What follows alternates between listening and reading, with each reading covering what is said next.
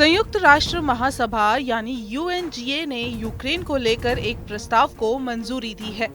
इस प्रस्ताव के तहत रूस ने यूक्रेन में युद्ध खत्म करने और अपनी सेनाएं वापस बुलाने के लिए कहा है।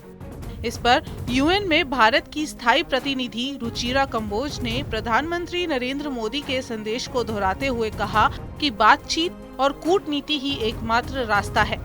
यूक्रेन में शांति बहाली को लेकर संयुक्त राष्ट्र महासभा में लाए गए एक प्रस्ताव की वोटिंग प्रक्रिया के दौरान भारत शामिल नहीं हुआ। भारत के साथ 32 देश वोटिंग प्रक्रिया से दूर रहे, जिसमें चीन भी शामिल है। 193 सदस्यीय महासभा में प्रस्ताव के पक्ष में 141 और विरोध में 7 मत पड़े। प्रस्ताव का शीर्षक यूक्रेन में एक व्यापक, न्यायसंगत और स्थायी शांति था। आपको बता दें कि यूक्रेन पर इस आपातकालीन विशेष सत्र में महासभा पिछले 1 साल से 6 बार मिल चुकी है। 24 फरवरी 2022 को रूस ने यूक्रेन पर हमला किया था। इस युद्ध में 1 साल पूरे हो गए। इस 1 साल के दौरान संयुक्त राष्ट्र की महासभा, सुरक्षा परिषद और मानवाधिकार परिषद ने यूक्रेन पर रूसी हमले की कई बार निंदा की और यूक्रेन की संप्रभुता, स्वतंत्रता, एकता और क्षेत्रीय अखंडता के प्रति एकजुटता दिखाई गई।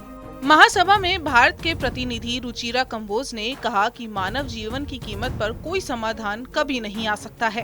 भारत हमेशा बातचीत और कूटनीति से मसले को हल करने के पक्ष में रहा है। हमारे प्रधानमंत्री का ये कहना है कि ये युद्ध का युग नहीं हो सकता है। शत्रुता और हिंसा को बढ़ाना किसी के हित में नहीं है। इसके बजाय बातचीत और कूटनीति के रास्ते पर चलना चाहिए। भारत कई बार यूक्रेन पर संयुक्त राष्ट्र के प्रस्तावों से दूर रहा है और लगातार संयुक्त राष्ट्र चार्टर, अंतर्राष्ट्रीय कानून और राज्य संप्रभुता के क्षेत्रीय अखंडता का सम्मान करने की आवश्यकता को रेखांकित करता रहा है।